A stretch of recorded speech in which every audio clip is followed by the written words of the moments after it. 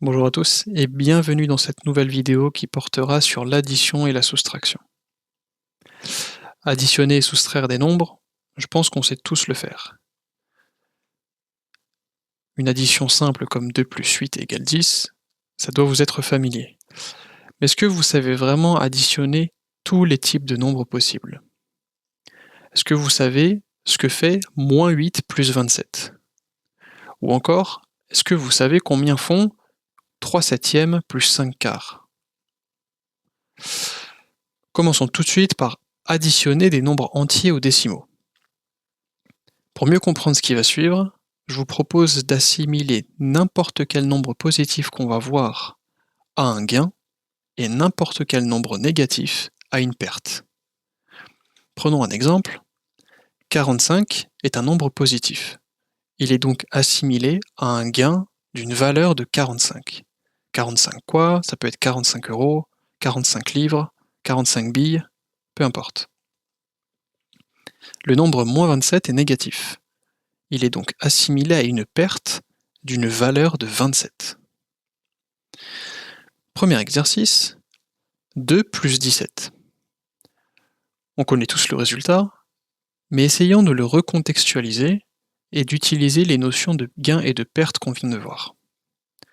2 est un nombre positif, j'ai donc gagné 2. 17 est un nombre positif, j'ai donc gagné 17. Au total, j'ai donc gagné 19. Le résultat est donc positif puisque j'ai gagné 19, car j'ai gagné 19 au total. Deuxième exercice, combien font moins 5 plus 3? Premièrement, moins 5 est négatif, j'ai donc perdu 5. 3 est positif, j'ai donc gagné 3. Mais au total, j'ai perdu 2. J'ai perdu, donc mon total sera négatif. Et j'ai perdu combien? J'ai perdu 2. Le résultat est donc négatif et vaut moins 2. Troisième exercice, combien valent, moins 7,1 moins 15,4? Alors ici, c'est une soustraction, mais ça peut être assimilé à une addition de nombres négatifs, mais je ne vais pas rentrer dans le détail ici. Dans le premier cas, j'ai perdu 7,1. Dans le deuxième cas, j'ai perdu 15,4. Donc j'ai perdu 2 fois. Combien au total est-ce que j'ai perdu? 22,5. Comme j'ai perdu, mon résultat sera négatif. Et de combien j'ai perdu? 22,5.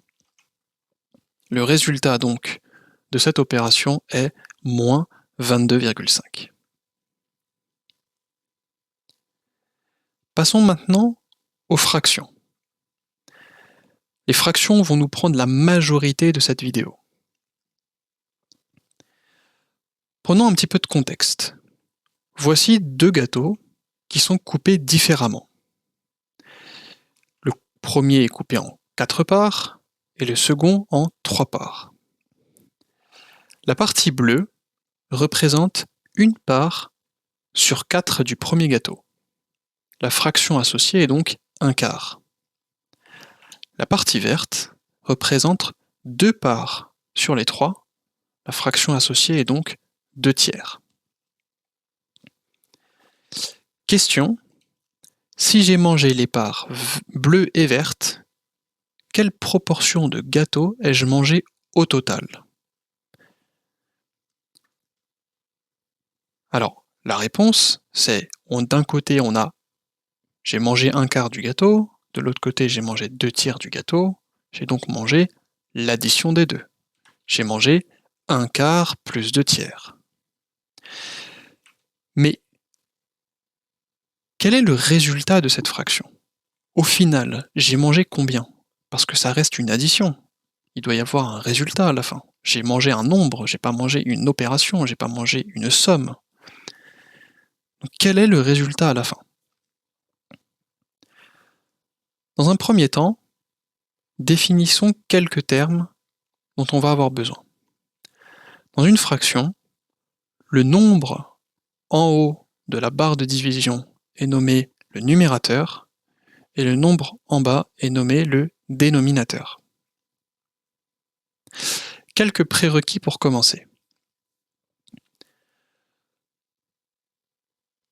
La première chose à savoir, c'est que pour additionner deux fractions, elles doivent obligatoirement avoir le même dénominateur. Donc avoir un dénominateur commun. Dans notre cas, les fractions 1 quart et 2 tiers ont respectivement les dénominateurs 4 et 3. Ils sont donc différents. Il est donc impossible d'additionner ces fractions en l'état. Il faut faire quelque chose avec ces fractions pour pouvoir les sommer, les additionner. Reprenons nos figures qu'on a vues et nos gâteaux.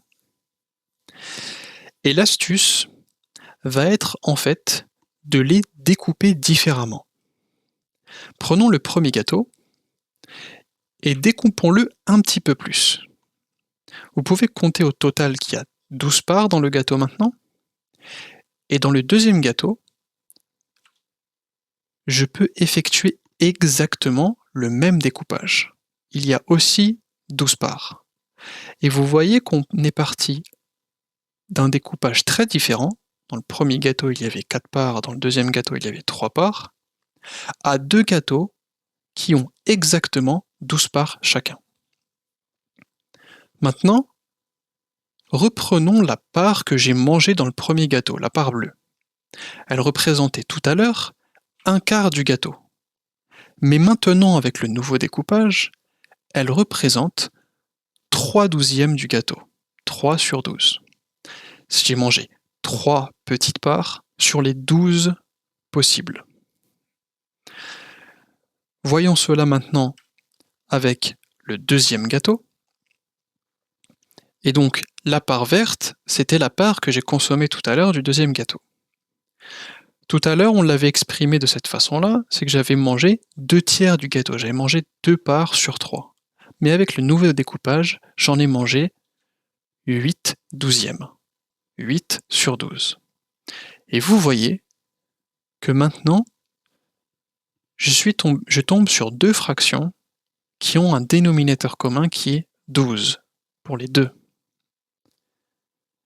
Et c'est là la clé qui va nous permettre d'additionner deux fractions qui, au départ, n'ont pas le même dénominateur.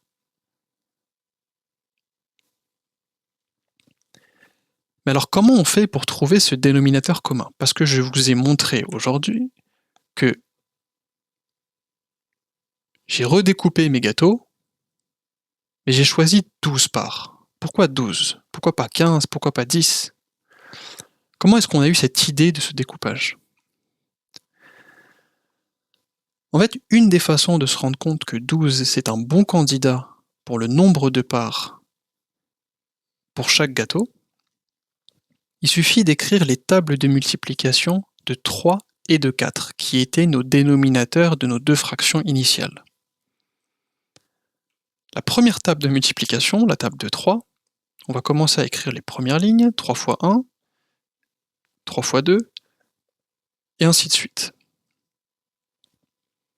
On va faire la même chose pour 4, et on se rend compte de quelque chose, c'est qu'il y a 12 dans les deux.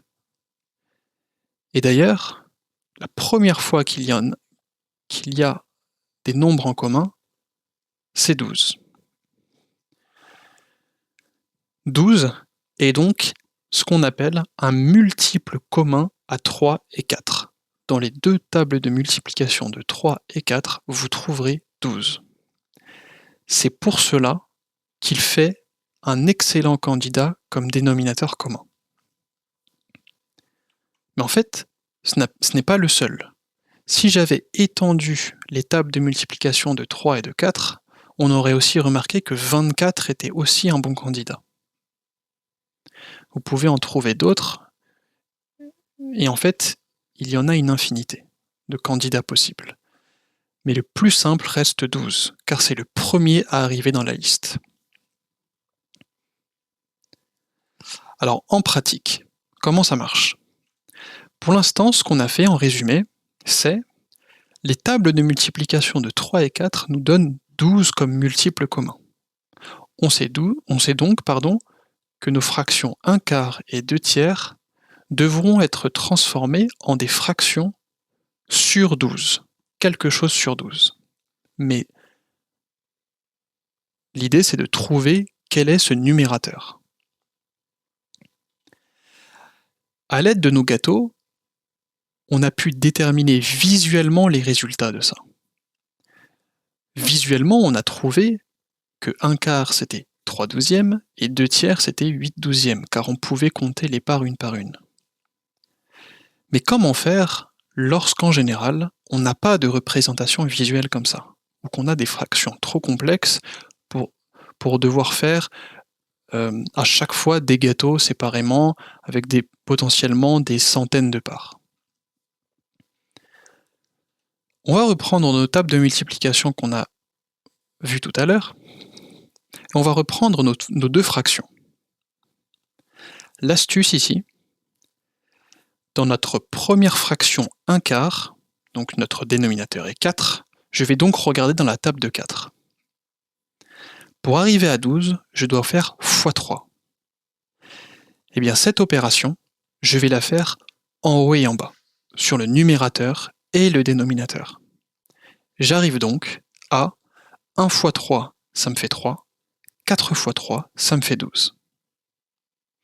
Pareillement, pour la fraction 2 tiers, je regarde la table de multiplication de 3, puisque mon dénominateur vaut 3, et là, je vois que pour arriver à 12, je dois faire x4.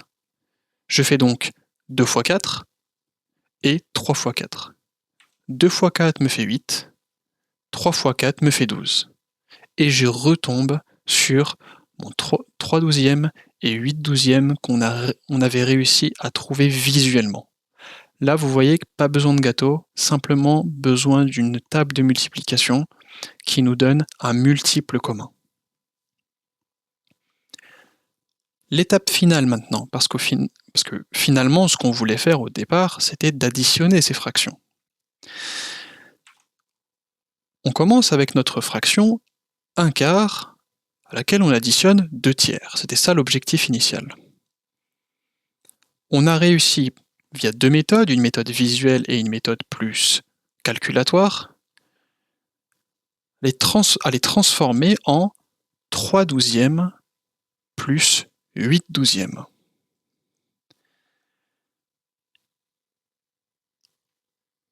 Le résultat de cela vaudra 11 douzièmes. Pourquoi 11 douzièmes? Car une règle dans les fractions, c'est que lorsqu'on additionne deux fractions dont le dénominateur est le même, on additionne les numérateurs, mais pas les dénominateurs. 3 plus 8 fait 11, et 12, on le laisse inchangé. Dans la prochaine vidéo, nous parlerons des notions de multiplication et de division.